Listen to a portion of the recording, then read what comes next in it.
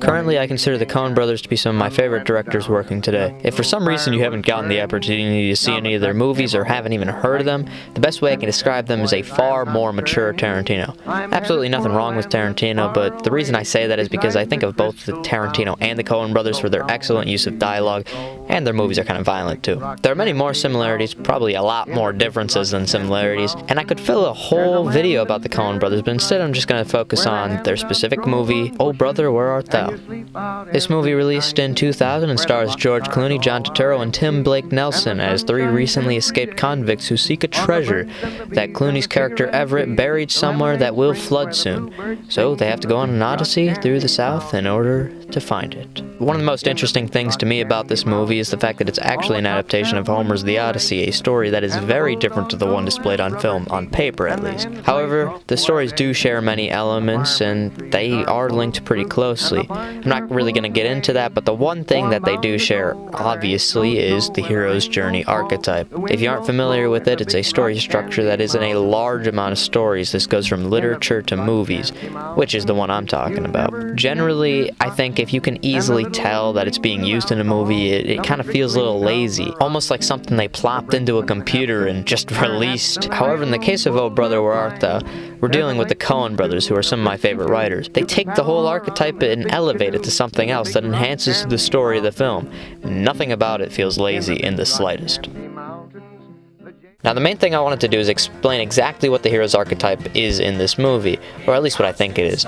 To start off with, this idea is the idea that each of these stories has the same recurring type of characters. These are the hero, herald, mentor, threshold, guardian, trickster, shapeshifter, and of course, the shadow. Of course, Everett is the hero. He's the one who starts the journey. He's the one who goes through the arc. It's pretty obvious he's the hero. Before the journey, he starts as a criminal who has just escaped jail, but the events of the film eventually get him to a new happy place, something I'll get into a little later on. The herald is the person or thing that sets the story in motion. Here, it's them knowing the valley where Everett's treasure is buried will flood soon. Obviously, if you've seen the movie, that's not really the case, but again, I'll get to that later on. The next is the mentor, a wise person who gives the hero advice. The blind prophet with no name, who kind of just randomly appears, is the guy that fits this because he gives them the prophecy about the journey they will embark on. The threshold guardian is a little bit harder to pinpoint. Their role in the hero's journey is to stop the hero from completing their task. Generally, it's done before the main part of the journey starts, and also before they get to the end. The person I have designated this role to is Wash Hogwallop, a relatively minor character, but it's the Coen brothers, so Wash is definitely memorable. For more on this point, I point you to Thomas Flight's video on the subject of minor characters in Coen brothers films. Moving on, Wash is who I'd consider the threshold guardian because he's the one who really almost stops the gang from departing on their journey by calling the cops, even though he's Pete's kin, I guess. He never directly does anything, but if he wasn't in the story, nothing would have probably happened to them at that point, and that's the moment I say the gang departs too. Now for the trickster, I've chosen two spots. This goes for someone who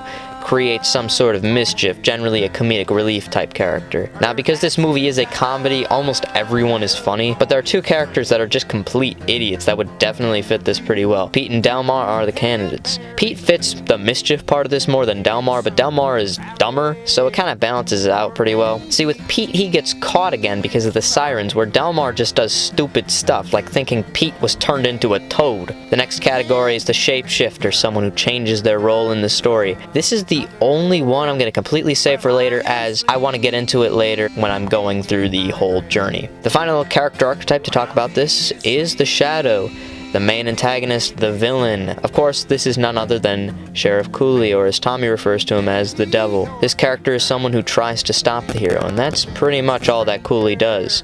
Even when pardoned of their crimes, Cooley does not care about the gang.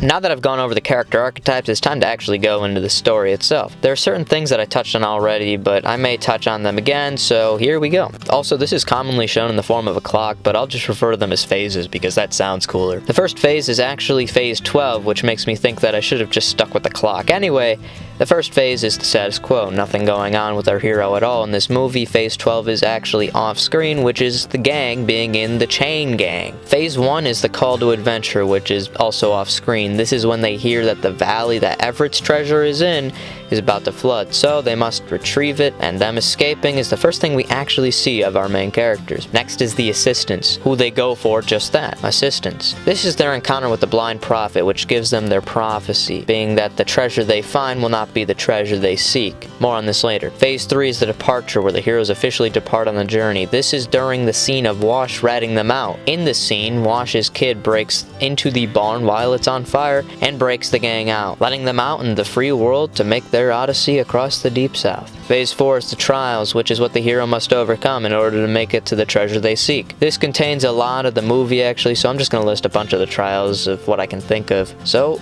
you start off with Tommy in the song Man of Constant Sorrow, which Everett sings. Babyface Nelson robbing a bank with them. Pete wanting to go to the Sirens. Pete being turned into a toad, which was actually just him getting arrested. Big Dan stealing the money they got from Babyface Nelson. Them having to break Pete out, and them running into Tommy and saving him from the KKK. Now before they bust Pete out, we actually get a scene of Everett and Delmar arriving into a promotional rally for candidate Homer Stokes, going against Pappy O'Daniel. There, Everett runs into some girls who are revealed to be his daughters, and that his wife is there too, about to get married the next day. He gets in a fight with the fiancé and then goes into a movie with Delmar where they run into Pete and decide to break him out a little bit later. Now after they do this, the story takes a turn, which brings me back to the shapeshifter. Everett reveals that there is no treasure and that he lied to them about it because they're all attached to the same chain and he needed an excuse so he could stop the wedding. This makes Everett the shapeshifter. While this doesn't completely change Everett, it changes him from some big-time criminal to someone who just wants to have a normal life with his family. While he is still the hero, the sidekicks don't like him anymore, kinda changing the dynamic. Now this kind of change doesn't actually affect the journey. The call to adventure changes to Everett finding out the marriage, and that's about it. Everything else is the same. Of course, Pete and Delmar are angry about this, but we don't have time for that because we're approaching Phase 5, the approach. This is the part right before the crisis. In the movie, this is the scene where they dress up with fake beards and go play some music at Homer Stokes' little party. Everett tries talking to his wife, telling her that he's changed, but she ignores him. Also keep in mind that Pappy O'Daniel, the current governor in the film, who is a recurring character that I did mention previously,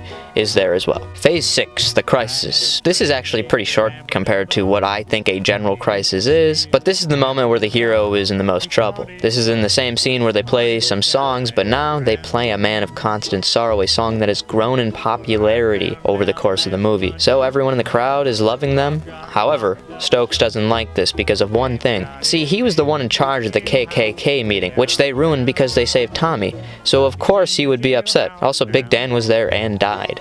The point of the crisis is when Stokes grabs a microphone and tells everyone what they did.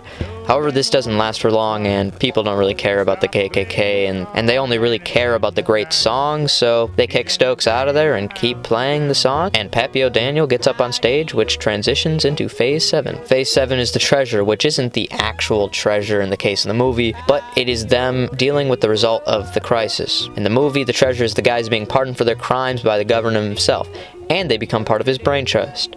Nothing much more to it. Phase 8 is the result, what happens after the treasure is received. Now the real treasure is received because Everett wins the hand of his old wife, and she dumps Waldrip, her fiancé, probably because she found out Everett was famous, but that doesn't really matter. He won the hand of her once again. Phase 9 is the return. This is when Everett kinda just returns back to his generally daily life, but in order to do this, he must go retrieve the ring from the old cabin where him and his wife used to live. Phase 10 is the new life. This is kind of hard to pinpoint because it kind of happens after what I would consider to be the resolution in this movie, but you get the idea that his new life is the same thing as what I just mentioned in Phase 9. Phase 11 is the resolution, which would be the death of Cooley in the flood. They don't have to worry about him anymore, and that plot is resolved. And now back to the status quo. He's back to his normal life, and everything is good once again.